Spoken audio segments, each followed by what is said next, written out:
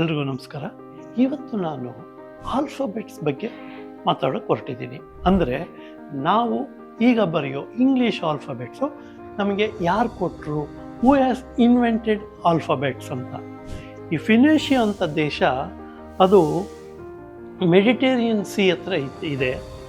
ಆ ದೇಶದವರು ವ್ಯಾಪಾರಿಗಳು, ದೇ ಆರ್ ವೆರಿ ಇಂಡಸ್ಟ್ರಿಯಸ್. ಸುಮಾರು ಕಡೆಗೆ ಹೋಗಿ ಅವ್ರ ಪ್ರೊಡ್ಯೂಸು ಇದೆಲ್ಲ ಮಾರಾಟ ಮಾಡೋರು.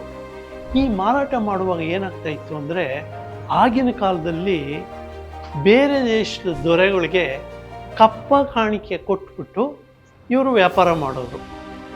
ಓಕೆ, ಈವನ್ ಅವರು ಇಂಡಿಯಾ ತನಕ ಬಂದಿದ್ರು ಅಂತ ಸಹ ಹೇಳಲಾಗುತ್ತೆ. ಈ ಫಿನೇಷಿಯನ್ಸು ಇವರ ಸರೌಂಡಿಂಗ್ಸ್ ಯಾರು ಅಂದರೆ ಇಸ್ರೇಲಿಯವರು ಇವರ ಸರೌಂಡಿಂಗ್ಸಲ್ಲಿ ಇರ್ತಾರೆ. ಇಸ್ರೇಲ್ ದೇಶ ಕೂಡ ಇವರ ಪಕ್ಕ ಪ್ರದೇಶವಾಗಿ ಇರುತ್ತೆ. ಇವರು ಈ ವ್ಯಾಪಾರ ಮಾಡೋದ್ರಿಂದ ಇವ್ರಿಗೆ ಏನಾಗುತ್ತೆ ಅಂದರೆ ರೆಕಾರ್ಡ್ ಮೇಂಟೈನ್ ಮಾಡಬೇಕು, ಇದು ಪ್ರಾಬ್ಲಮ್ ಆಗುತ್ತೆ. ಅದಕ್ಕೆ ಇವರು ಏನು ಮಾಡ್ತಾರೆ ಅಂದರೆ ಆಲ್ಫಾಬೆಟ್ ಅಂದರೆ ಕಂಡುಹಿಡಿತಾರೆ, ದೇ ಇನ್ವೆಂಟೆಡ್. ಬಟ್ ಇದುವರೆಗೂ ಯಾರಿಗೂ ಗೊತ್ತಿಲ್ಲ ಇವರು ಯಾವ ಸೋರ್ಸಿಂದ, ವೆದರ್ ಈಜಿಪ್ತವರಿಂದ ಕಲ್ತ್ಕೊಂಡ್ರ, ಸಿರಿಯನ್ಸಿಂದ ಕಲ್ತ್ಕೊಂಡ್ರ, ಇನ್ನು ಯಾರಿಂದ ಕಲ್ತ್ಕೊಂಡ್ರು ಅಂತ ಗೊತ್ತಿಲ್ಲ. ಆದರೆ ನಮಗೆ ಗೊತ್ತಿರೋ ಪ್ರಕಾರ ಫಿನೇಷಿಯನ್ಸೇ ಆಲ್ಫಾಬೆಟ್ಸು ನಮಗೆ ಕೊಟ್ಟಿರೋದು. ಓಕೆನಾ? ಎಸ್. ಈಗ ಈ ಫಿನೇಷಿಯನ್ಸ್ ನಮ್ಗೆ ಆಲ್ಫಾಬೆಟ್ ಫಸ್ಟ್ ಕೊಟ್ಟಾಗ ಓನ್ಲಿ 22 ಆಲ್ಫಾಬೆಟ್ಸ್ ಇತ್ತು. ಓಕೆ, ಇದನ್ನು ಇಸ್ರೇಲ್ ಅಂದರೆ ಜ್ಯೂಸ್ ಇವರು ಇದನ್ನು ಕಾಪಿ ಮಾಡಿಕೊಂಡು ಅವ್ರ ದೇಶದಲ್ಲಿ ಅವ್ರು ಡೆವಲಪ್ ಮಾಡಿಕೊಂಡ್ರು. ಅದೇ ರೀತಿ ಈ ಆಲ್ಫಾಬೆಟ್ಸ್ನ ಗ್ರೀಕ್ ಅವ್ರು ತಗೊಂಡ್ರು. ಆ್ಯಂಡ್ ಗ್ರೀಕ್ ಅವ್ರು ನಿಮ್ಮೆಲ್ರಿಗೂ ಗೊತ್ತಿರೋಗೆ they are famous for their beauty. Okay, beauty. ಆಮೇಲೆ ಏನೇ ಇದು ಮಾಡಿದ್ರು ಸುಂದರವಾಗಿ ಇದು ಮಾಡ್ತಾರೆ.